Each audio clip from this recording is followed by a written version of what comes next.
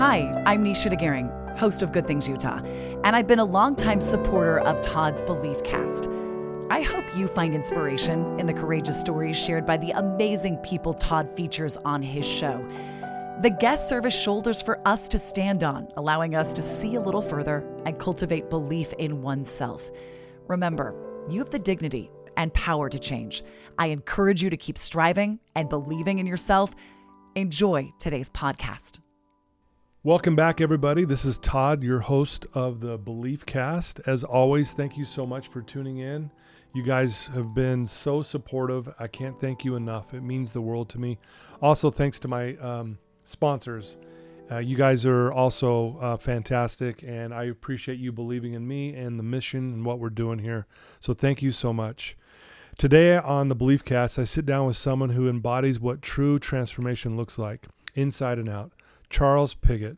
He is the founder and CEO of Changes Health and Fitness, a multi-award-winning organization recognized as one of the best in Salt Lake City for personal training, retreats, and fitness camps. That's pretty impressive, actually. Thank you. Yeah, you bet. But beyond all those accolades, Charles is a man on a mission to make health, well-being, and success accessible to everyone through realistic, sustainable, and gratitude-driven lifestyle changes. His approach goes far beyond the gym. It's about helping people and organizations, creating lasting change that elevates not just the body, but the mind and the heart. Charles, I know, we have a mutual friend who speaks very highly of you. And last time I was on her show, she said, you got to have Charles on your show. He is the best. And she just went off. I love it. And I was like, absolutely. Because again, I obviously trust I think the world of her as well, Dina.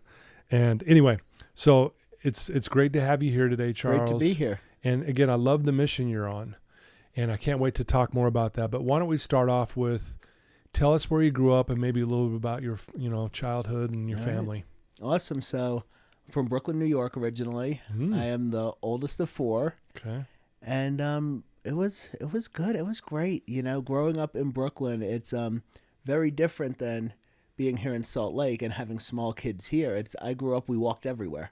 Yeah. The park was a block from our house. I spent a lot of time in the park with my mom, with my grandma, feeding the ducks, playing on the playground. It's just a very different lifestyle, but it was so cool meeting so many people from all different walks of life at such a young age and just being exposed to so many different things, the arts, the museums, the culture.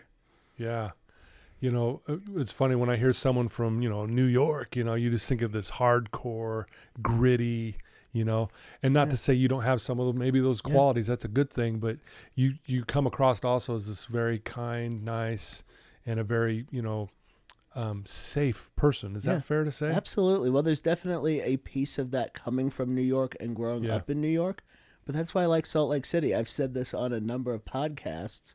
One of my favorite things about being in Salt Lake is I feel that people genuinely want to help each other and see each other succeed, especially in the business community. Yeah. And it's refreshing. I grew up in New York. I lived in Los Angeles for 5 years. And just the community here is very uplifting. Yeah, no, I agree. I remember one time, this little side note, I was in New York on a little vacation, and I walk into this deli, right, to order a sandwich, right, and no one's in there. It's not, and I walk in there, and I'm looking on the menu, and the guy, without fail, goes, would you just hurry up and order? I was like, it. Oh, is there someone waiting? I'm sorry. And I was like, wow, this guy was serious, And again, and I didn't take it like personally in the sense of that's just kind of how they talk back there sometimes, right? People don't even read the menus there. The menus are more like decoration. Right. You just go in and you see some roast beef, you see some provolone, you see things there. You say, I want this, and this. Yeah, you better be ready to go, right? No conversation. Yeah. When I moved here, I was like, why are the people at the grocery store talking to me? Yeah. It was confusing. Sure. It's just totally different. Well, there's a lot to your story. I know you've been, you've lived a life here, and here we are, and, you're doing a lot of great right now with fitness and well-being and helping people with not only their fitness physically, but also their, fitness mentally. And I'm curious if you wouldn't mind going back a little bit on where did this road start? I know you've gone through your own struggles. I would love to hear about those, and our listeners would love to just kind of know What led you to doing all these good things now? What led up to all that? Absolutely. So I'll hit kind of the bullet points. I don't like to dwell in Sure. the ugliness too much, Sure. but the basic rundown is had a really good upbringing. My dad was an entrepreneur, so he worked a lot, but he brought me to work whenever he could. I had a supportive family, good upbringing. Yeah. But then when I was in fifth grade, 9/11 happened. I watched the towers get hit from my fifth grade classroom window. Oh, you were there. I was there. Wow. And that changed things. It was, I always had those awkwardness things that kids have, do people really like me? I was, Yeah. kind of on the heavier side. So I was already a little awkward, but, I got along. But after 9/11, I started struggling to sleep, started acting out in school more. And then that same Christmas, I had my first drink. The culture's very different. So in fifth grade. Yeah. So it was a family Christmas party. It was like 60, 70 people. One of the relatives thought it'd be funny to start handing kids beer. And, I remember that night being like, this is why these people drink all the time. Yeah. And all that discomfort, all that, feeling like I might not fit in or people might not like me disappeared. Okay. And then I slept soundly and didn't have any nightmares. And I'd been having nightmares since the towers were hit. For sure, yeah. So I found a solution. Wow. And that was the beginning. And obviously that young, it wasn't like I could just drink alcoholically. But whenever there was an opportunity to steal a beer, I would. Yeah. And then when I moved on to middle school, growing up in Brooklyn, there is that rougher element. Yeah. And the school I was going to was in the beginning stages of the gentrification process. Oh, man. And so there was a lot of, you have a lot of cultures clashing at the same time. Yeah. And so I was on the outside looking in a lot, and there's a lot of bullying and things like that. And then, I stood up for myself. And when I fought back, all of a sudden those kids that were bullying me wanted to be my friend. So I learned, okay, you need to be aggressive to find your place. Okay, yeah. And that led to very quickly, by the time I was 12, I was introduced to cocaine. And at 14, I was sent away for the first time to a wilderness program in southern Utah. I won't say which one. I won't go into the details on that stuff. Sure. But then from 14 to 18, I was in and out of wilderness programs, therapeutic boarding schools, rehabs, all different things. Every time I got back to Brooklyn, it was drugs, fighting, just chaos. And I've always been one of those people where if I'm told no, I'm going to do the opposite. Right. And that's actually worked very well in business in a lot of ways. Yeah, sure. But but as a teenager, that wasn't very good. Yeah. At 18, I went back to New York after graduating high school from a program in northern Idaho. I had a scholarship to Pace University. I had a job working at one of my dad's businesses, and I was going to school. I was also going to real estate school. I had a good job, and to me, it was hell. It felt like punishment. I was under dad's thumb. I wanted my own world. And during that year, I discovered heroin. Wow. And I loved it. It's one of those things I tell people, never do it because it's too good. Yeah. Especially intravenous. It's like once you cross that line, not many people come back. So there was a lot of back and forth with my family, and my dad's one of those no bullshit people, he really is. And, he's in charge of every place he's at. So whenever it's very rare there's something he can't control. Right, yeah. So there's a lot of clashing. There's a lot of like headbutting. And finally I went out to Denver. My best friend had moved out there, and he had gotten into the rave scene, the party scene. And that wasn't really my thing, but I saw opportunity to make money. And so before 21, I was throwing raves, teaching bar owners how to increase revenue. Like I jumped into that world. Wow. And, I'd gotten off heroin. I was drinking, using cocaine, party drugs mainly. Right, yeah. And it was great until it wasn't. A couple years in, it all came crashing down around us. Heroin came back in.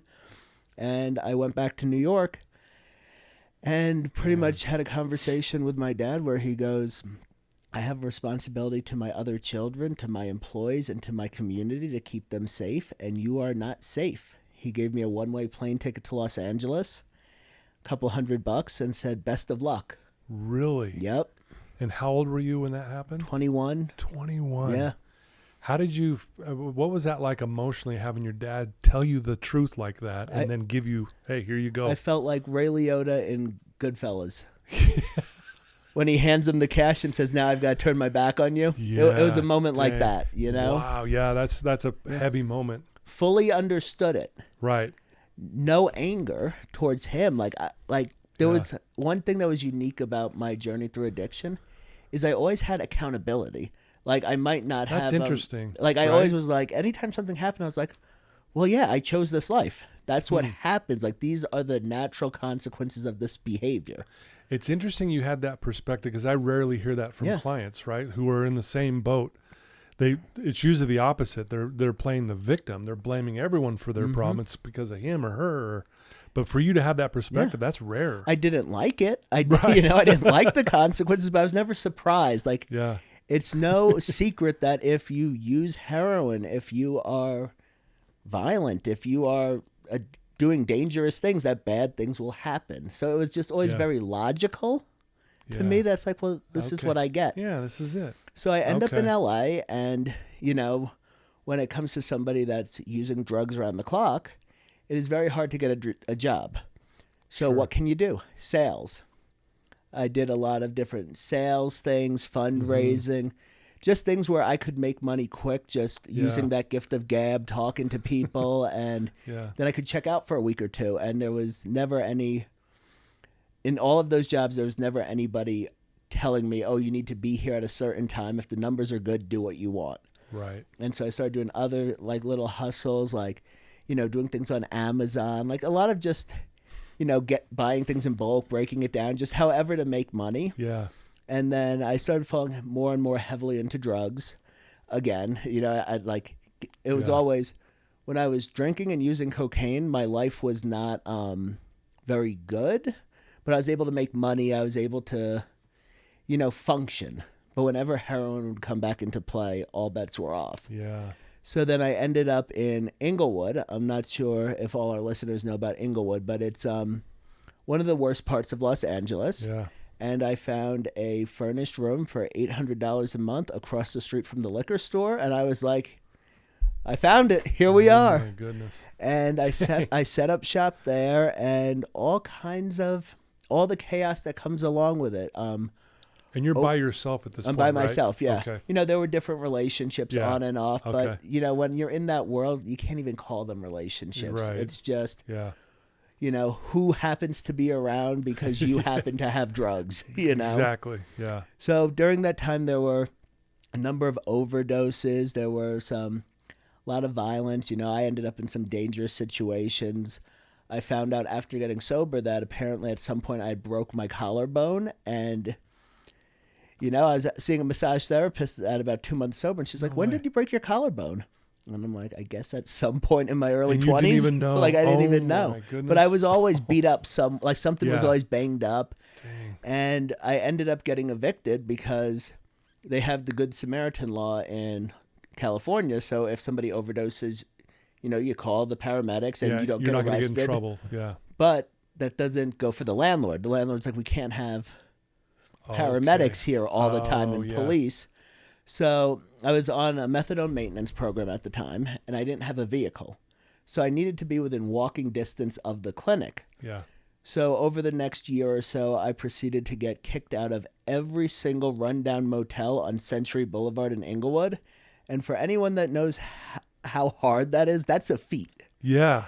And I ended up... That is a feat. One day I was at a point where I had money in my pocket and was not welcome indoors.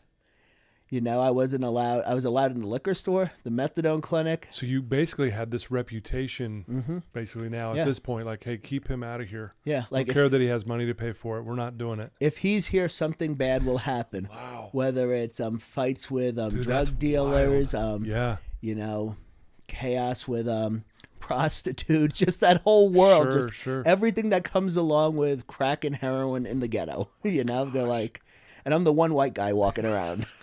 Right, yeah, in Inglewood. Yeah, and they called me Red.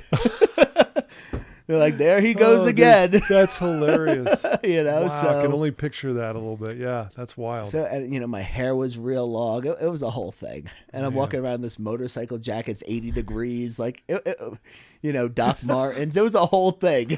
Wow. Yeah. And so I decided, okay, I guess I'm going to start camping. I'm not homeless because I have money. Yeah. So I went to a sporting goods store and I bought a nice tent. I bought an army cot, a little like grill. And it took about 6 months before I even registered that like I am homeless. Whoa. Because I'm like, oh, well, I've got, I'm able to eat. I've got all my things. I'm cooking, Yeah, everything's, I got one of those shower bags where it sits in the sun. It warms up. I'm shaving every day, I'm doing laundry. Oh my gosh. And, so it was wild. It was absolutely wild. And then around Thanksgiving, my mom came out to Los Angeles to see me. It had been a number of years, and she wanted to make sure I was okay. Yeah. She knew I was on drugs, but didn't know how bad it had gotten. Yeah. And when she realized how bad it was, she actually she helped me get out of that situation. She got me transferred to the methadone clinic in Venice Beach and got me into an apartment over there. And within 3 weeks of her going back to New York, I was out on the street again. And then I found... So it's kind of like she came to kind of help out, knowing you were down and out. Yep. But yet, as soon as she leaves, you go right back. Back. She always laughs. She can't drive by a Ross anymore because every time she'd see me, she'd go to Ross and get me new clothes. Wow. But yeah, so then, my day would start. I'd wake up, I'd drink 2 beers and take a Xanax to stop the shakes. Then I'd fish around for a vein and then walk over to the methadone clinic. And that was my routine. I worked out a deal with a kind of sleazy motel in the area where I would stay there, and anytime there was an issue, they would call me. So, people fighting in hotel rooms, overdoses, they'd rather have me Narcan someone than, have to call 911 and, continue to get looked at. Right. So I was like the unofficial security, and that was the beginning of the end, because I could sit inside and drink all day. And, I was a drug addict and an alcoholic, and alcohol has always been a huge part of my story. Yeah. And the methadone clinic I was at couldn't give me my methadone if I smelled like alcohol. So they started prescribing me benzos for the shakes so that I would show up so they could dose me. So I was on Xanax, methadone, and drinking. So you're lucky that didn't kill you. Well, it almost did. Yeah. So my body started swelling up, and I started having trouble walking. The methadone clinic was maybe like a 5-minute walk. It'd take me a half hour to get there. I was walking with a cane, and I started, I was vomiting blood every morning. It was getting really ugly, and Wow. I ended up in the hospital, and my liver was shutting down.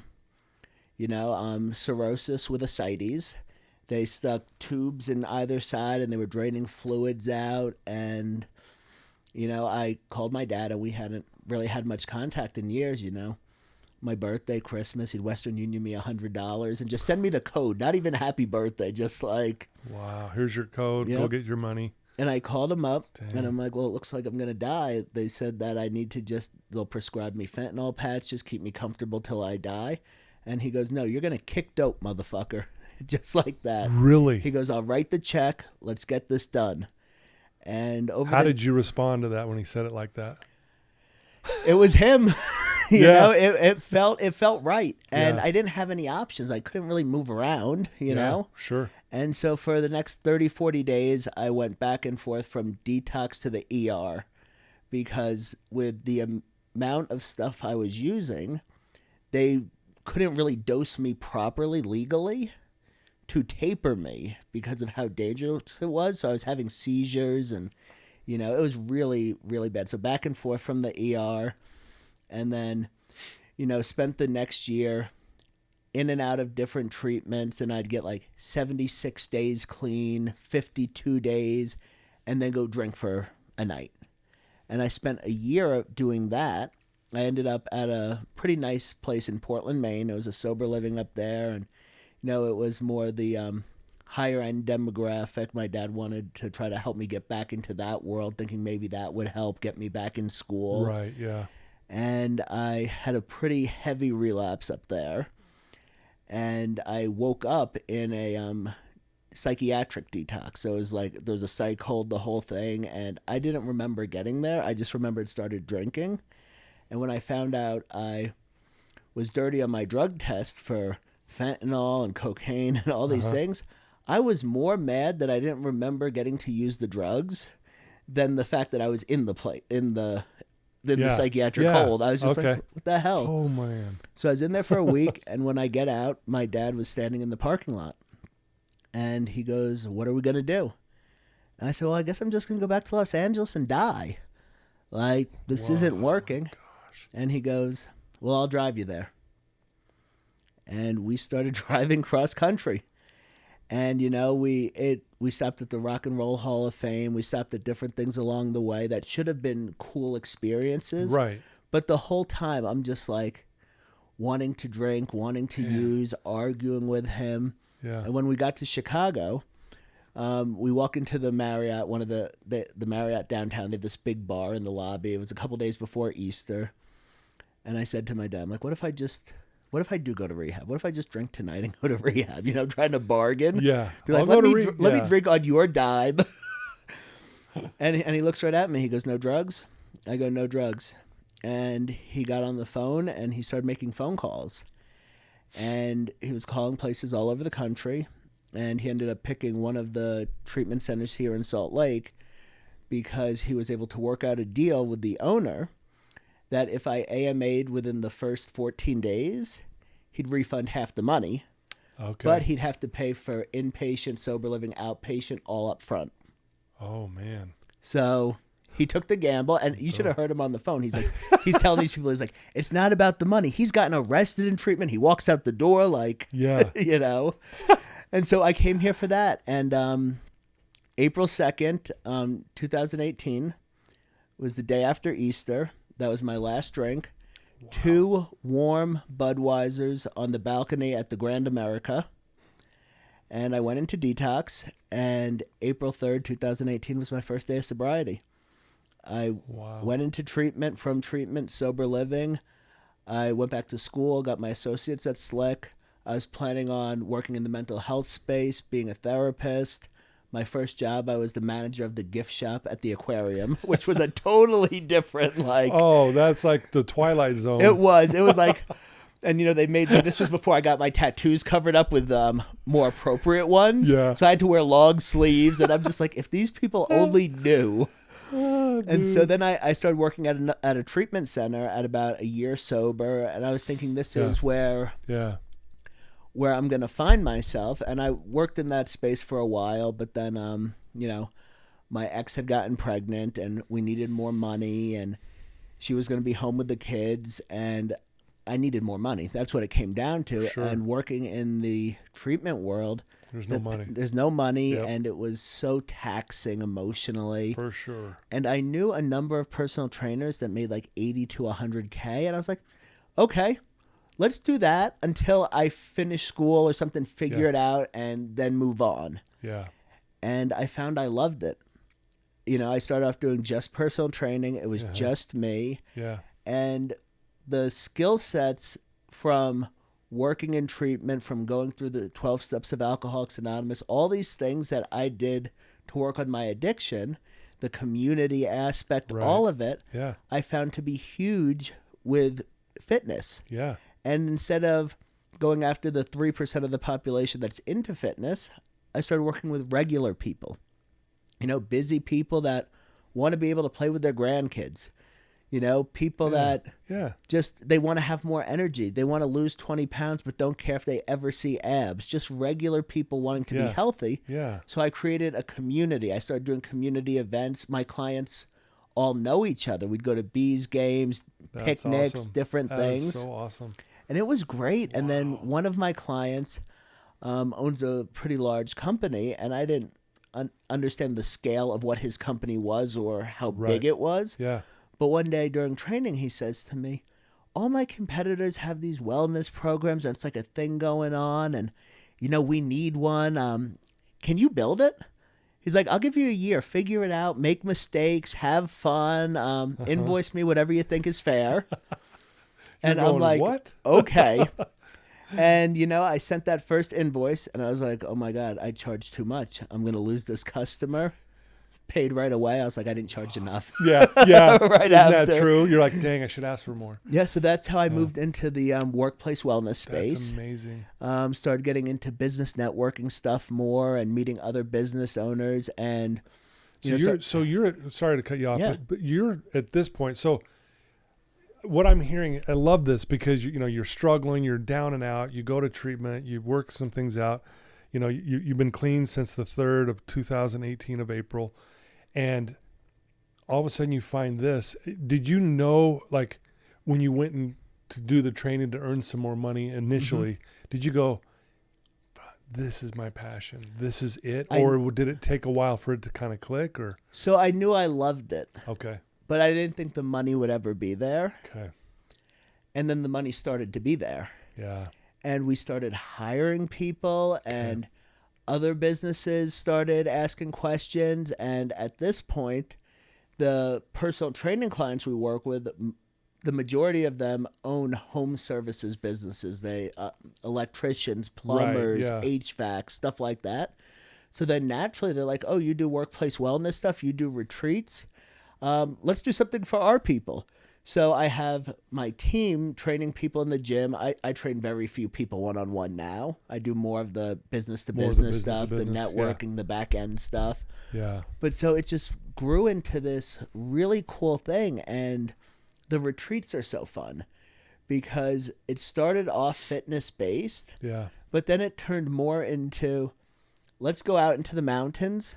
Let's turn our phones off. Yeah. Let's talk about what you guys need from each other. Stuff I learned working in treatment and going through treatment. Communication. Yeah. Communication, needs. Just how can we work together as a team? And one of my employees who always says, it's like they pay us to go on picnics. And in some senses, it's like that. Yeah. We take people out of their stressful work environment. Right. They have fun. We have food. We'll do bonfires. We'll go on hikes. But then we get into it. We get into like basically process like groups. A process group. Just a little more formal. Yeah, right. And it's fun. And over this time, That's cool. we've grown each year. Our numbers keep going up, which is huge. Yeah. And, it all goes back into the business anyway. But then we started winning awards, Best of Salt Lake 2 years in a row. Yeah. Congrats on that, by the way. That's amazing. Yeah. 2 Best of State this year. Like, it's so cool. It's almost unreal. Yeah. And the best part about what I do is I've created a community of people that all know each other, that all get along, that have fun, that support each other. And I'm watching these people. I have people that are losing weight, people that are working on gaining weight, people that are, I do a lot of postpartum stuff, so helping moms get back into the routine, older people that are having trouble walking, just everyone, but they're all friends with each other. And it's so exciting. That is amazing. Because, coming from New York, I didn't think you could make money without someone getting screwed. Because that's just what you saw. That's you didn't know any the different. norm. Yeah. And I'm like, here I am steadily growing my business and helping people. And making a difference. Yep. Wow. It's blowing my mind right now because I keep picturing you homeless in Inglewood, even though you didn't think you were homeless. How great is that? Yeah. I know that's maybe how you got through it. Yeah. To where what you're doing now, and you're getting awards for this program you've put together. And I just love that because, Charles, and I know you agree with this, it's like the power of the human spirit just astonishes me. Like, we can go through the worst of the worst, but yet still rise above it. And your story is, proves that. Yeah, it does. But God, I don't know. There's this, my relationship with God is a big part of it. Yeah, let's talk about and that. there's a big piece of, I feel an obligation, like a deep responsibility. Yeah. Because the people I was running around with, most of them are dead or in prison. That is the reality of that life. And here I am thriving. Here you are. So Yep. I feel a deep responsibility. I want to take a moment to express my heartfelt gratitude to the incredible sponsors of the Beliefcast podcast. First, Craig from Craig Swapp and Associates. If you need an attorney, he's your guy. Trustworthy, compassionate, always there when you need him most. Next, Wasatch Recovery, the greatest university on the planet, transforming lives one day at a time. Sandy from Minky Couture, the creative genius behind the most comfortable blanket you'll ever wrap yourself in. Comfort like no other.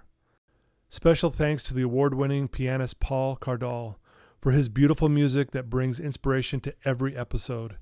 To give back as often as I can and to help as often as I can. Yeah. And over the last few months, I've really been working on getting more involved with the recovery world again. I do a lot of nonprofit stuff. I volunteer time, money, Nice, all that. yeah. But I'm trying to get more involved in person, doing more speaking. I'm speaking at a couple different treatment centers over the next few weeks. Nice. And, I'm trying to really give back more.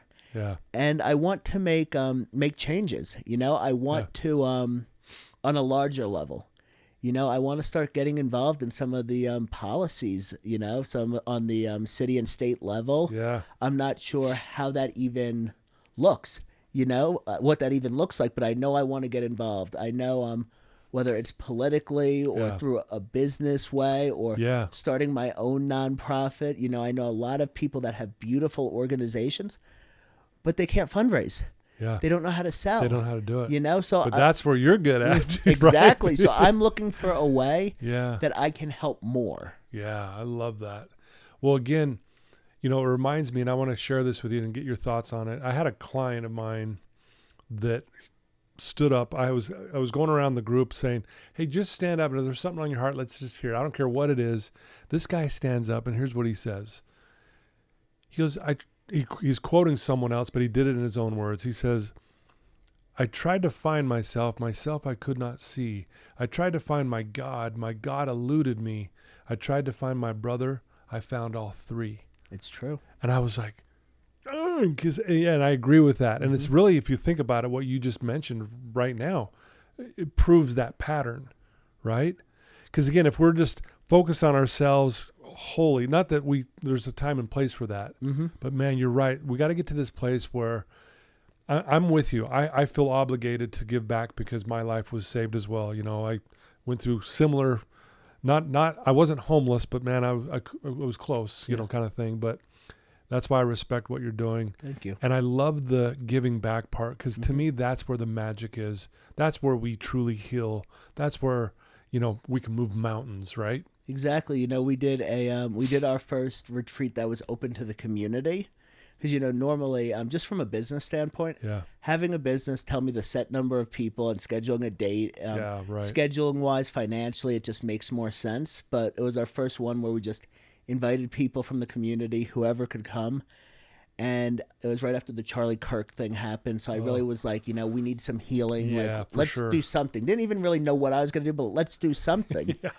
And I talked about how what I have found through various programs that I've gone through, AA, medication, all different things, nothing has been more fulfilling or helpful to me than giving back, than finding someone else, that kindness, helping someone, getting lost in service. There's a real get high in that. There is. There really is. And as an addict, I have a strong urge to get high. I just get high in a different way now. For sure. I love that. I'll often tell my clients, you can master the first 11 steps of AA, you will drink again. You master step 12, you'll never touch another drop. Exactly. And what is step 12? Give back and make a difference in someone's life. And you're right. And I often will say this too, which you just said, and I want to agree with you. There is no drug that can give you the high like helping someone else succeed.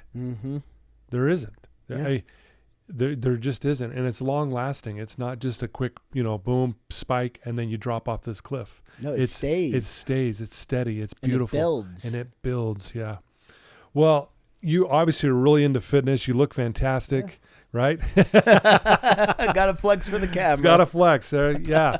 Todd, talk about that for a second. Like why is fitness such a big part of one of your life, but also why is it so important even for mental health reasons? And, obviously it's great physically, but what it does internally. I'd love to hear your thoughts on that. So I'll start with a story. Okay. So as I mentioned, I was one of the heavier kids growing up, and I was active. I played baseball, but I batted fourth because I couldn't run around those bases. You know what I mean? So I had to hit that ball far. So I always struggled with my weight, and at about a year sober, my first sponsor, he said to me, "You're doing a Spartan race with me." And I go, "What do you mean?" He goes, "I'll start picking you up at 5 a.m. I'm not a runner, but I'm looking on the website at the different obstacles, and I'm like, okay, hopping fences, done that. Fire, no big deal. Barbed wire, it won't hurt too bad. And then I see the rope climb. And it brought me back to third grade, being that kid that couldn't get up the rope and being teased. And it's a lot of emotion there. I was very stressed out by this. And we trained for a few months, and then the day of the race came, and we're up at Snow Basin, and there's like 3,000 people, and I'm nervous, but we take off, and it's so much easier than I expected. We're just moving through, and then I see that rope, and that panic, that feeling in your stomach, and next thing I know, I was at the top of the rope, and I stopped, and I cried in the middle of 3,000 people, or however many. Right, sure. And that was the defining moment in my sobriety and in my life, where I said, my past does not have to define me. So I want other people to feel that. And since then, I've competed in bodybuilding, powerlifting, different things. I've won some medals, and, I like to win. I like things to hang on the wall. You're competitive. I do. But it's so much more than that. It's being able to say, I did that, thinking I couldn't. So a lot of it is defiance of who I once was and building into something new. And then, so for me, it's very personal. But when I worked in treatment, the thing I noticed was when we got new clients, the ones that would start walking or doing some kind of exercise, now this is my own data based on observation, they usually had better results than the people that sat there watching TV. And I saw that, and in life, the people I see that whether they play pickleball or they go on walks with their family or whatever it is, they usually seem happier. So I believe from a mental health standpoint, everyone should be active. It wasn't until like the 1950s that the human race was comfortable. Like we're supposed to be moving. Like that's what we've done for thousands of years. We're supposed to move. So from that perspective, this is what our bodies want to do. This is what our minds want. And you go for a walk on a sunny day, you're going to feel good, whether you wanted to go on the walk or not. And there's no doubting that for sure. Last Sunday, I was, you know how some days you wake up in a mood? I was in a mood. Just nothing wrong, but I was just ornery, and I was like, all right, I'm going to go to the gym. And by the end of that workout, I felt great, so it helps the mood so much. It does. And then one thing I talk a lot about with my clients, because most of them have children, is we have a responsibility to our children. Do you want to be that dad that's sitting on the couch too tired to play? Or do you want to be the dad out there playing with your kids? Exactly. Do you want your kids to see the example of a sedentary, overweight father that doesn't have high self-esteem? Or do you want them to see a go-getter? Because your children are going to become what you are. Wow, that's powerful. I love that story. Thank you for sharing that. Absolutely. If you look over here, I've done 5 Spartans. Look at that. Yep, so And I've done a couple marathons. And I'll tell you, the reason I'm bringing this up is the first Spartan I did, hardest thing I have ever done in my life physically. And when I crossed the finish line, I cried. I cried my eyes out, and I couldn't move, dude. My body shut down, and I literally cried because I'm like, I did that. I can't believe I just did that. Anyway, so I can relate to your story. It's an experience I think everyone should try. Everyone should. I mean, again, and I'm going to be honest with you too. I haven't conquered the rope yet. Really? Yes. And it's, I don't know if it's my technique, but this past year they had the bucket carry, and then right after was the rope climb, and I was shot. And I literally felt like I was so upset. And I wasn't going to do the Spartan again. I've done 5, I'm done. And I went 3 days after, and I'm like, nope. And I already signed up for next year. Snow Basin. I love it. So anyway, thanks for sharing that. That really touched me. again, I love your passion and your drive and your competitiveness. I think I can feel it as you're talking. I think that's why you're so good at what you do. Thank you. Yeah. Like you said, sometimes if it's directed in the right area, it's a really you put good it in the thing. right direction, you're going to win. You will do well. So, people are obviously tuning in, listening to this right now. If they are in this position where they are sitting on the couch all the time, I've been there before, and maybe you have too, where you're like, just getting started feels like it's impossible, right? Yep. What would you say to that, group of people that are just, maybe listening to this, but they're stuck, maybe on the couch? I don't know. Well, they should hire me. Yes. but other seriously. than that, but no more important. Well, okay, real quick. Sorry, I'm going to cut you. We laugh at that, but there's a lot of. There is. We need someone sometimes to push us. I know I do. Yeah. So after I did the Spartan, the first year, wrecked me, I hired a trainer after, because I'm like, no, I don't want to just survive this thing. I want to thrive through it.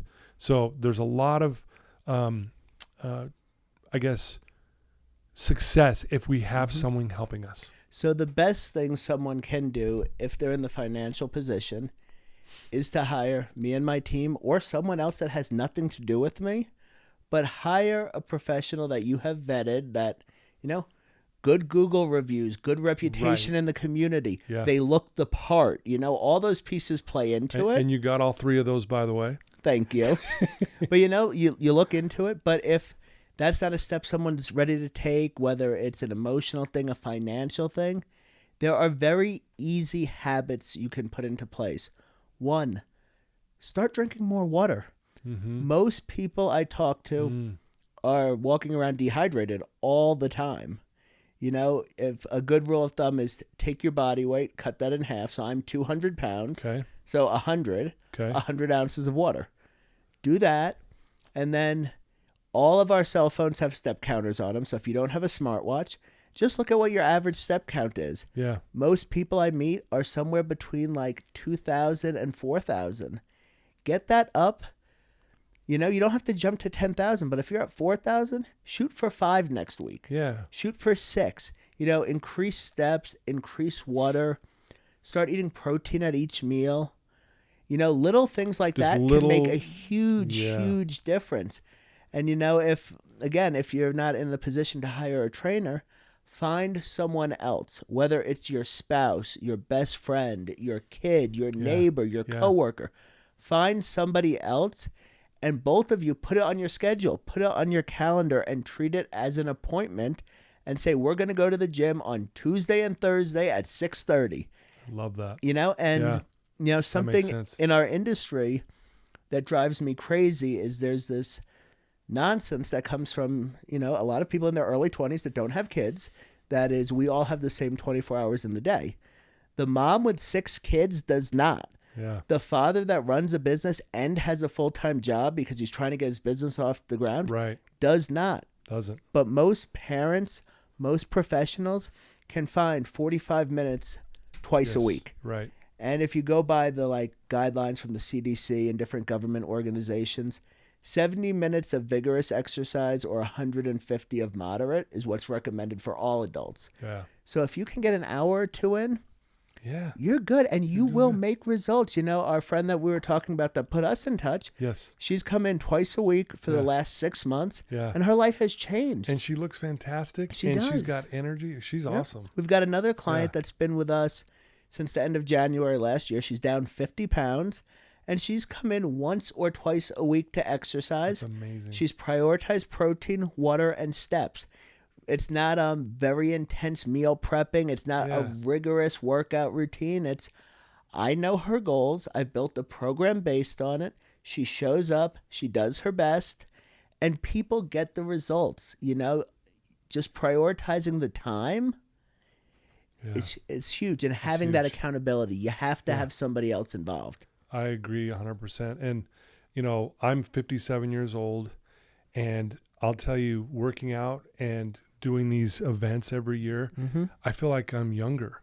I feel like I'm getting younger, if that makes any sense at all. I know biologically I'm not, but man, I do. I feel like I'm in my prime. My knees don't hurt. My back doesn't hurt. I can get out of bed. I feel good. I got energy. It's amazing. So, I mean, the list goes on and on of the benefits of even just like you said, a little bit every day. Yeah. You I know? feel a lot younger now than I did 7.5 years ago when I got sober. Dude. Yeah. I can only imagine what you looked like on the streets of Inglewood. I mean, honestly, I'll show you a picture. I would love to after. see a It picture. is rough. Okay, I want to see it. But again, I want you to know I'm just very impressed with not only what you're doing now, but how you took this really horrible situation that you created, because you take accountability 100%. for it. But yet you also can still take accountability too with where you're at even today. Yeah. Like, and I want to point that out. I'd love to hear your thoughts on the power of accountability. The power of accountability. The thing is, no one's coming to save you. You are a direct result of your behaviors. You know, I was at a gala last night and I had my whole team with me. And one of my team members said to the other, "How is he so social? How does he have the energy to talk to all these people? He doesn't even know half of them." And my response was, and I've told a lot of people this, I took a class at the U, I told one of my classmates this, I had the realization that if I don't ask, the answer is no. If I do ask, it's maybe. It's a maybe. Yeah. If I don't try, it's no. If I try, it's maybe. So I want a lot of things. You know, I do want the material things. Like, I'm not one of those people that pretends they don't. You know, after being on the street, I want the Rolex. You know, I want those things. Sure. But even more importantly, I want to make real impact. And you can't make real impact without money. Yeah. It's you know, people don't like to hear it, but you need there's truth in that. you need to succeed. Couldn't agree more. So I have my non-negotiables. I have my 4 workouts a week. I have my 2 hours each day of deep work where the phone is off, and you know, I have different locations that I go to that most people don't know I go to, so I won't be bothered. Yeah. I do deep work. I set deadlines, and I tell people. So I'm putting a book together with a couple other business owners about how to prioritize your mind, body, and spirit for high performers and business owners. Oh, I love that. So before I wrote a single word, I told everyone I knew I was writing the book, because that creates accountability. Boy, it does, doesn't You know? it? And Because that's- they're going to ask, "Hey, how you doing on that book?" Yeah, it's how I Why do haven't things, you started? You You're know, right. and we should be on track to have it out in January. Wow, congratulations. Thank you. That's awesome. It's exciting, Yeah. but I am accountable to myself, and if I know something is going to be a struggle for me, I make sure other people are aware of it so they can hold me to it. Yeah. Again, that's why we need community. That's why we do need that. But at the end of the day, I love what you said. No one's coming to save you. Yeah. Like, you know, hey, you're going to be on the streets of, you know, LA and you're going to die. You had to do something. Yeah. You know? Yeah, people can give you some encouragement and, hey, try this, try that. But at the end of the day, like when your mom left, you went right back to just blowing up your life again. Exactly. And again, you're lucky to be here, right? Very blessed to be here. Extremely. Anyway, again, great answer, man. That was so well said. If there's someone listening to your voice right now, Charles, that's in a dark place, and I mean, they really are mentally in a rough spot, or they're dealing with addiction and they're tuned into this episode, because we do get a lot of people in that area listening to this, what would you tell that person right now? What I would tell them is my phone number is 801-702-9266. I am here to help. You know, in AA, they say, I am responsible when anyone, anywhere reaches out for help. I want the hand of AA always to be there. Yeah. And I live that. If somebody needs help, I'm here. I'll pick up the phone. And it might look like me sitting down with them at a meeting, getting a cup of coffee, or it might look like me saying, okay, you're looking for treatment, you have no money, no insurance, I have tons of contacts, let's put you in touch with people. Wow. But I have a lot of resources at my disposal. I have a lot of friends in the both nonprofit and for-profit side of things. I have a lot of friends that work with insurance. So if people need help, I'm here to help. I don't know what that help will look like. It's, based on the situation. Sure. Give me a call. Dang, I love that. What a great answer. Call them, guys. Yep. Give them a call, seriously. And I believe you will. You'll take the call, and I know that about you because of the people I know that know you. Can't say enough good about you. I love it. If someone wants to, sign up for your fitness and and be part of that program, whether it's their business or individually. What's the best way for them to do that? And then also how can they follow you on social media? Okay, so the best way, same thing. Give me a call, 801-702-9266. Personal training's pretty cut and dry. We have 12 and 24 session programs. 12 sessions is $1,100. 24 is $2,000. Okay. That's going up in January. January 1st, prices always go up. That's just how it goes. Yeah, sure. But that's very cut and dry. For businesses, it really depends on the needs of the company, how many employees, how hands-on or hands-off we're going to be. Yeah. But they can shoot me a call. Go to our website, changesfit.com. Changesfit.com. Or you can follow me on all the social media platforms on Instagram, Charles_Pigott_JR, or at changes_health and fitness. Facebook and LinkedIn, Charles Pigott, Changes Health and Fitness. I don't do the TikTok thing. I've tried. It bothers me. You know what? Thank you. Because guess what? I'm not on it either. Good. I gave it my best effort. Yeah, I'm just not on it. Yeah. And people say, Todd, you'd get so many more. And I'm like, I'm not worried about that. And I'll be honest with you. But I appreciate with you. that. So thank you for saying that. Absolutely. And I'll be honest with you. I don't know if this is even nice to say, but when it comes to the demographic I'm looking for, they're not on TikTok. Yeah. You know, that's not who our typical client is. Yeah. Well, I appreciate your honesty on that. And again, I appreciate you, Charles. What a great story. Thank you for sharing. Thanks for being on my show. Thank you. Thank you for having me. This is absolutely fantastic. Like, I've listened to some of the ones you've done and different guests, and it's really good work. That means a lot coming from you. So thank you. And again, I admire how you live your life, and I'm grateful that you made it through this, and you've been clean for a long time now. So congrats. Awesome. Thank you. Okay, you bet. Well, there you go, folks.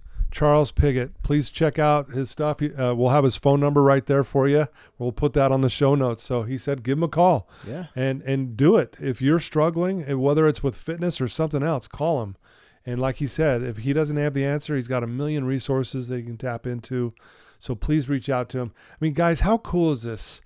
I've been doing this for 8 years, and I get to meet amazing people like Charles. I knew you were amazing before you got on here because that's what I was told. But man, to sit here face to face with you, I know why now. And so thanks, guys.